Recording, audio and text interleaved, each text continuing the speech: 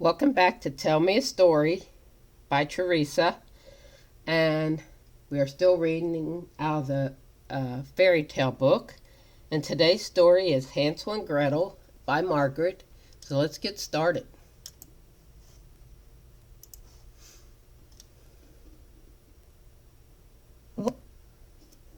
Once upon a time there dwelt near a large wood a poor woodcutter, with his wife and two children by his former marriage, a little boy called Hansel and a girl named Gretel. He had little enough to eat, and once, when there was a great famine in the land, he could not get even his daily bread. As he lay thinking in his bed one evening, rolling about for trouble, he sighed, and said to his wife, "What will become of us? How can we feed our children, 231, when we have no more than we can eat ourselves?" "Well, then, my husband," answered she, "we will lead them away, quite early in the morning, into the thickest part of the wood, and there make them a fire, and give them each a little piece of bread. Then we will go to our work and leave them alone, so they will not find the way home again, and we shall be freed from them." "No, wife," replied he, "that I can never do. How can you bring your heart to leave my children all alone in the wood, for the wild beasts will soon come and tear them to pieces?" "Oh, you simpleton," said she. "Then we must all four die of hunger." But she gave him no peace until he consented, saying, "Ah, but I shall regret the poor children." The two children, however, had not gone to sleep for very hunger, and so they overheard what the stepmother said to their father. Gretel wept bitterly, and said to Hansel, "What will become of us?" "Be quiet, Gretel," said he. "Do not cry, I will soon help you." And as soon as their parents 232 had fallen asleep, he got up, put on his coat, and unbarring the back door, slipped out. The moon shone brightly, and the white pebbles which lay before the door seemed like silver pieces, they glittered so brightly. Hansel stooped down, and put as many into his pocket as it would hold, and then, going back, he said to Gretel, "Be comforted, dear sister, and sleep in peace, God will not forsake us." And so saying, he went to bed again. The next morning, before the sun arose, the wife went and awoke the two children. "Get up, you lazy things, we are going into the forest to chop wood." Then she gave them each a piece of bread, saying, "There is something for your dinner, do not eat it before the time, for you will get nothing else." Gretel took the bread in her apron, for 233 Hansel's pocket was full of pebbles, and so they all set out upon their way. When they had gone a little distance, Hansel stood still, and peeped back at the house, and this he repeated several times, till his father said, "Hansel, what are you peeping at, and why do you lag behind? Take care and remember your legs." "Ah, father," said Hansel, "I am looking at a 234 my white cat sitting upon the roof of the house, and trying to say goodbye." "You simpleton," said the wife, "that is not a cat, it is only the sun shining on the white chimney."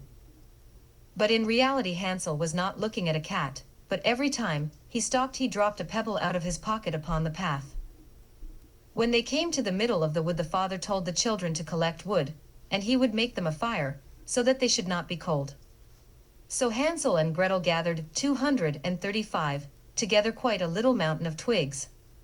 Then they set fire to them, and as the flame burnt up high, the wife said, "Now, you children, lie down near the fire, and rest yourselves, while we go into the forest and chop wood. When we are ready I will come and call you." Hansel and Gretel sat down by the fire, and when it was noon each ate the piece of bread, and because they could hear the blows of an axe, they thought their father was near, but it was not an axe, but a branch which he had bound to a withered tree, so as to be blown to and fro by the wind. They waited so long, that at last their eyes closed from weariness, and they fell fast asleep. When they awoke it was quite dark, and Gretel began to cry, "How shall we get out of the wood?" But Hansel tried to comfort her, saying, "Wait a little while till the moon rises, and then we will quickly find the way." The moon soon shone forth, and Hansel, taking his sister's hand, followed the pebbles, which glittered like new coined silver pieces, and showed them the path. All night long they walked on, and as day broke they came to their father's 236th house. They knocked at the door, and when the wife opened it and saw Hansel and Gretel, she exclaimed, "You wicked children! Why did you sleep so long in the wood? We thought you were never coming home again." But their father was very glad, for it had grieved his heart to leave them all alone. Not long afterwards there was again great scarcity in every corner of the land, and one night the children overheard their mother saying to their father, "Everything is again eaten. We have only half a loaf left, and then we must starve. The children must be sent away. We will take them deeper into the wood, so that they may not find the way out again. It is the only means of escape for us." But her husband felt heavy at heart and thought it were better to share the last crust with the children. His wife, however, would listen to nothing that he said, and scolded and reproached him without end. Now the children had heard what had been said as they lay awake, and as soon as the old people went to sleep Hansel got up, intending to pick up some pebbles as before, but the wife had 237 locked the door, so that he could not get out. Nevertheless he comforted Gretel, saying, "Do not cry, sleep in peace, the good God will not forsake us." Early in the morning the stepmother came, and pulled them out of bed, and gave them each a slice of bread, which was still smaller than the one they had last time.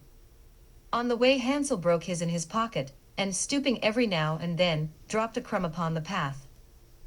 "Hansel, why do you stop and look about?" said the father. "Keep in the path." "I am looking at my little dove," answered Hansel, nodding a goodbye to me. "Simpleton," said the wife, "that is no dove, but only the sun shining on the chimney." But Hansel kept still dropping crumbs as he went along.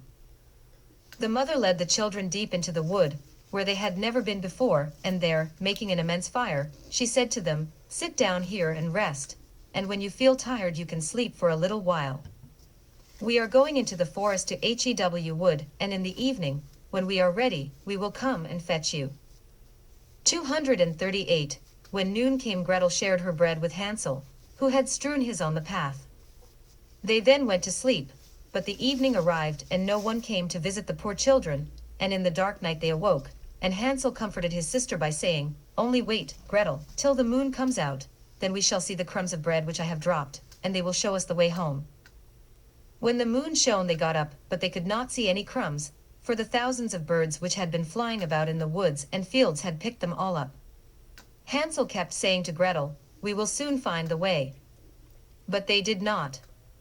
They walked the whole night long and the next day, but still they did not come out of the wood, and they got very hungry, for they had nothing to eat but the berries which they found upon the bushes.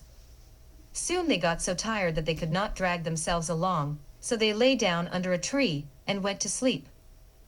It was now the third morning since they had left their father's house, and they still walked on, but they only got deeper and deeper into the wood, and Hansel saw that if help did not come 239, very soon they would die of hunger.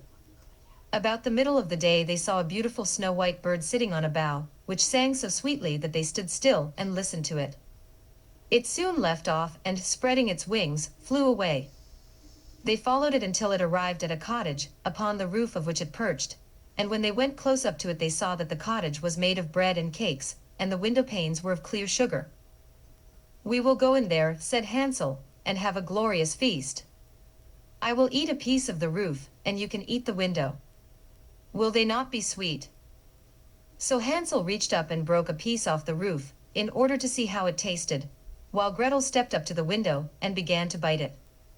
Then a sweet voice called out in the room, "Tip-tap, tip-tap, who raps at my door?" And the children answered, the wind, the child of heaven," and they went on eating. Hansel thought the roof tasted very nice, and so he tore off a great piece, while Gretel broke a large round pane out of the window and sat down quite contentedly. Just then the door 240 opened, and a very old woman, walking upon crutches, came out. Hansel and Gretel were so frightened that they let fall what they had in their hands, but the old woman, nodding her head, said, "Ah, you dear children, what has brought you here? Come in and stay with me, and no harm shall befall you." And so saying, 241, she took them both by the hand, and led them into her cottage. A good meal of milk and pancakes, with sugar, apples and nuts, was spread on the table, and in the back room were two nice little beds, covered with white, where Hansel and Gretel laid themselves down, and rested happily after all their hardships. The old woman was very kind to them, but in reality she was a wicked witch who waylaid children, and built the bread house in order to entice them in. Then as soon as they were in her power she killed them, cooked and ate them, and made a great festival of the day. Witches have red eyes and cannot see very far, but they have a fine sense of smell, like wild beasts, so that they know when children approach them. When Hansel and Gretel came near the witch's house, she laughed wickedly, saying, "Here come two who shall not escape me." And early in the morning, before they awoke, she went up to them, and saw how lovingly they lay sleeping, with their chubby red cheeks, and she mumbled to herself, "That will be a good bite." Then she took up Hansel with her rough hand, and shut him up in a little cage with 242 the lattice door, and although he screamed loudly it was of no use. Gretel came next, and shaking her till she awoke, she said, "Get up, you lazy thing, and fetch some water to cook something good for your brother, who must remain in that stall and get fat. When he is fat enough I shall eat him." Gretel began to cry, but it was all useless, for the old witch made her do as she wished. So a nice meal was cooked for Hansel, but Gretel got nothing but a crab's claw. Every morning the old witch came to the cage and said, "Hansel, stretch out your finger that I may feel whether you are getting fat." But Hansel used to stretch out a bone, and the old woman, having very bad sight, thought that it was his finger, and wondered very much that he did not get fatter. When 4 weeks had passed, and Hansel was still quite lean, she lost all her patience, and would not wait any longer. "Gretel," she called out in a passion, "get some water quickly, be Hansel fat or lean, this morning I will kill and cook him." Oh, how the poor little sister grieved, as she, 243, was forced to fetch the water, and fast the tears ran down her cheeks. "Dear good God, help us now," she exclaimed. "Had we only been eaten by the wild beasts in the wood, then we should have died together." But the old witch called out, "Stop that noise, it will not help you a bit." So, early in the morning, Gretel was forced to go out and fill the kettle and make a fire. "First, we will bake, however," said the old woman. "I have already heated the oven and kneaded the dough," and so saying, she pushed poor Gretel up to the oven, out of which the flames were burning fiercely. "Creep in," said the witch, "and see if it is hot enough, and then we will put in the bread." But she intended when Gretel got in to shut up the oven and let her bake, so that she might eat her as well as Hansel. Gretel saw what her thoughts were and said, "I do not know how to do it, how shall I get in?" "You stupid goose," said she, "the opening is big enough. See, I could even get in myself." And she got up and put her head into the oven. Then Gretel gave her a push, so that she fell right in, and then, shutting the iron door, 244, she bolted it. Oh, how horribly she howled, but Gretel ran away, and left the wicked witch to burn to ashes. Now she ran to Hansel, and opening his door, called out, "Hansel, we are saved, the old witch is dead." So he sprang out, like a bird out of his cage when the door is opened, and they were so glad that they fell upon each other's neck, and kissed each other over and over again. And now, as there was nothing to fear, they went into the witch's house, where, in every corner, were caskets full of pearls and precious stones. "These are better than pebbles," said Hansel, putting as many into his pocket as it would hold, while Gretel thought, 245, "I will take some home too," and filled her apron full. "We must be off now," said Hansel, "and get out of this enchanted forest." When they had walked for 2 hours they came to a large piece of water. "We cannot get over," said Hansel. "I can see no bridge at all." "And there is no boat either," said Gretel, "but there swims a white duck. I will ask her to help us over," and she sang. "Little duck so blithe and merry, Hansel, Gretel, here we stand, there is neither bridge nor ferry, row us on your back to land." So the duck came to them, and Hansel set himself on her back, and bade his sister sit behind him. "No," answered Gretel, "that will be too much for the duck, she shall take us over one at a time." This the good little bird did, and when both were happily arrived on the other side, and had gone a little way, they came to a wood, which they knew the better every step they went, and at last they saw their father's house. Then they began to run, and bursting into the house, they fell on their father's neck, 246. He had not had one happy hour since he had left the children in the forest, and his wife was dead. Gretel shook her apron, and the pearls and precious stones rolled out on the floor, and Hansel threw down one handful after another out of his pocket. Then all their sorrows were ended, and they lived together in great happiness. So if you like this story, please come back tomorrow and we will have another one. So until then, bye.